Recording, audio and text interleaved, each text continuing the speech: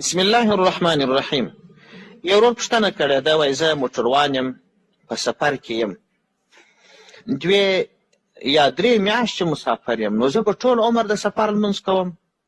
د دغه ورور د پوښتنې په جواب کې باید ووایم چې ته که په سفر کې وې، د سفر چې څومره موده ده د هغه په هغه اندازه چې د سفر څومره مساحت ټاکل سوی دی د لرېوالي په هغه اندازه که ته مسافر سوې او په یو ځای کې د نیت د اقامت نه و کړی، وطن د اقامت یې نه و انتخاب کړی، پر لارې لارې وې چې کلونه پر لارې لارې یې لا هم د لمونځ سفریانه دی و، که د یو ځای نیت د اقامت کړی و، 15 ورځې اوسېدلې، یا د وطن د اقامت انتخاب کړی و، کور و کوټه و دروند سامان د یو ځای برابر کړي و، نو بیا پر دا لارې مسافر یې هغه ځای ته چې ورسېږه بیا مقیم بلل کېږه، لمونځ به پوره کوې. خو که پر لارې لارې کلونه کلونه یې لا به هم سفریانه لمونځ کوې.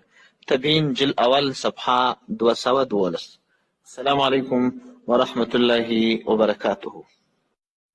بسم الله الرحمن الرحیم. یو ورور